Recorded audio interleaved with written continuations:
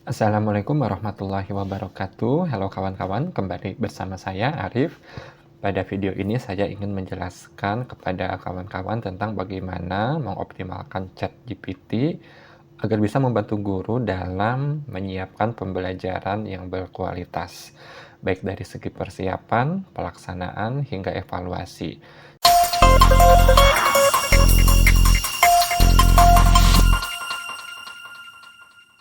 Sebagaimana kita tahu, ChatGPT itu sudah lama diperkenalkan dan sudah menjadi teknologi yang sering dipakai oleh banyak orang.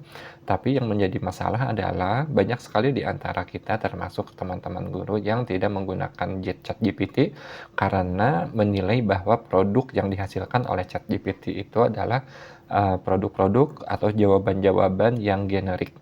Misalnya kita memberikan pertanyaan atau istilahnya prompt ya kepada ChatGPT untuk tolong buatkan sebuah modul ajar seputar fotosintesis.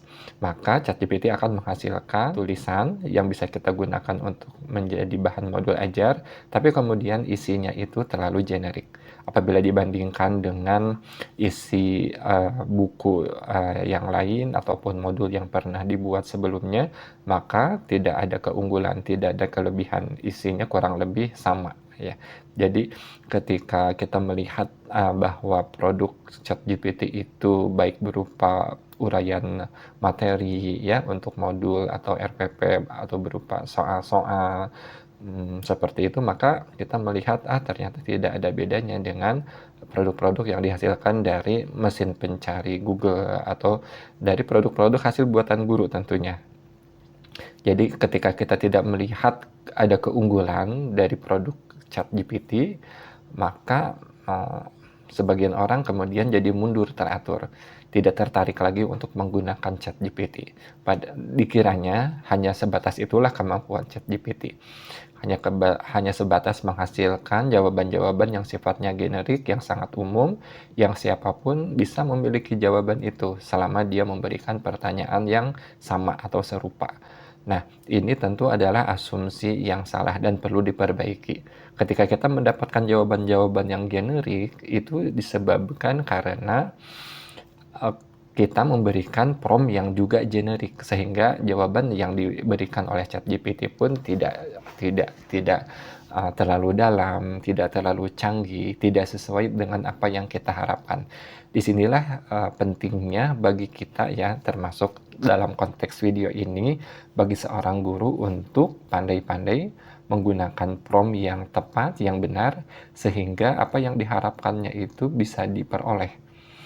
Nah, kita tahu sebelumnya bahwa ChatGPT itu amat membantu guru dalam membuat satu misalnya bahan ajar, kedua membuat soal, ketiga merencanakan strategi pembelajaran, model atau pendekatan yang tepat, kemudian merumuskan tentang kalimat motivasi, pertanyaan pemantik, pertanyaan apersepsi, atau merumuskan game, merumuskan ice breaking, dan seterusnya. Mulai dari hal-hal yang sifatnya pokok, begitu ya, wajib, ataupun hal-hal yang sifatnya tambahan periferal yang menjadi aksesoris di dalam pembelajaran.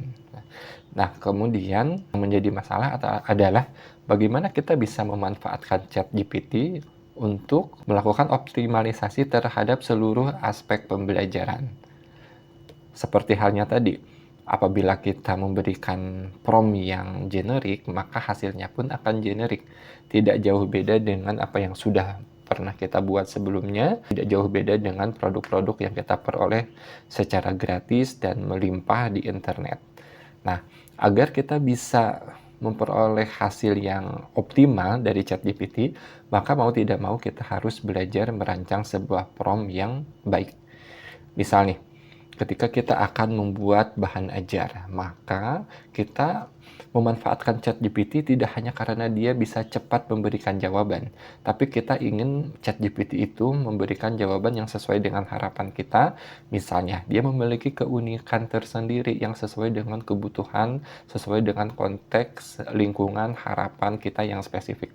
Oleh karena itu, penting bagi kita untuk mengenali diri sebetulnya harapan kita itu apa?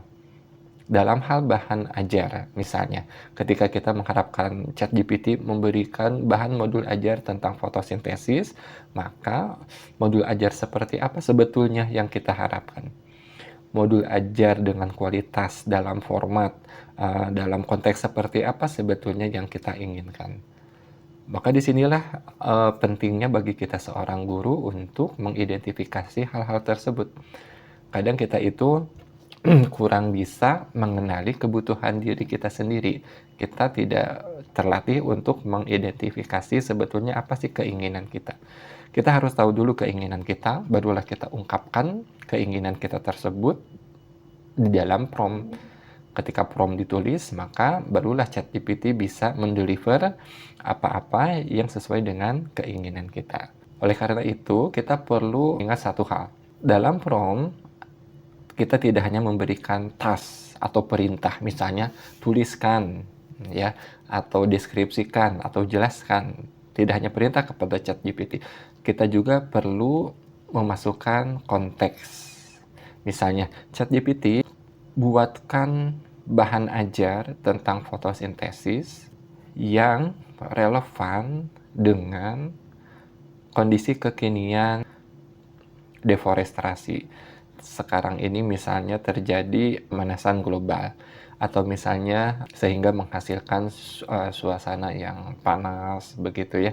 Pokoknya sesuaikan, cari konteks-konteks yang relevan, yang sesuai, sehingga ChatGPT itu memberikan produk yang unik, yang berbeda sesuai dengan konteks yang kita masukkan di dalam prompt, di dalam perintah kepada ChatGPT. Itu konteksnya. Atau kita juga bisa memberikan contoh. ChatGPT tolong buatkan modul ajar tentang fotosintesis seperti yang ditulis di dalam buku di paragraf ini. Lalu kita tuliskan copy paste paragraf yang menurut kita berisi uraian materi tentang fotosintesis dengan cara yang menarik begitu ya, yang belum pernah kita baca sebelumnya. Kita bisa memberikan contoh dan meminta ChatGPT untuk meniru ya sesuai dengan contoh yang kita upload. Hal-hal seperti itulah memberikan prompt yang lebih spesifik ya bisa membantu kita untuk mendapatkan jawaban yang unik ya, karena pengguna ChatGPT itu tidak hanya kita ya, orang yang memasukkan perintah yang sama itu ya, atau senada atau serupa itu bisa jadi banyak, bisa jadi ratusan, bisa jadi ribuan. Maka kita menganggapnya jawaban ChatGPT itu tidak unik begitu ya. Maka kita sendirilah yang perlu menemukan keunikan dari kita mengenali apa yang kita inginkan dari ChatGPT. Di antaranya itu dengan memasukkan konteks, dengan memasukkan contoh-contoh, dan kemudian misalnya juga bisa dengan memasukkan format-format. ChatGPT tolong buatkan modul ajar yang isinya itu formatnya seperti bla bla bla. Tuliskanlah seperti apa formatnya. Hal itulah yang akan membuat yang dibuat oleh guru itu bisa unik ya, bisa berbeda. Ini tidak bisa sekali jalan, sekali coba. Ini harus dilakukan berulang kali sehingga hasilnya itu dari waktu ke waktu akan semakin bagus. Jadi ketika kita menggunakan ChatGPT sebetulnya kita itu sedang latihan mengenali keinginan kita itu. Kita harus pandai-pandai menerka sebetulnya harapan kita itu apa, produk akhir dari ChatGPT itu yang kita harapkan apa. Melatih diri untuk bisa memberikan prompt yang bagus berkualitas itu nggak sekali jadi ya. Itu perlu waktu, perlu latihan yang lama berulang-ulang sampai akhirnya kita menjadi orang yang mahir menggunakan prompt, dan outputnya adalah kita bisa mendapatkan produk-produk jawaban dari ChatGPT yang sangat membantu tugas kita sebagai guru ya, dan hasilnya efektif sesuai harapan dan akan berdampak terhadap siswa mudah-mudahan. Itu saja, terima kasih, mudah-mudahan bermanfaat. Jangan lupa like, share jika Anda merasa video ini bermanfaat. Assalamualaikum warahmatullahi wabarakatuh.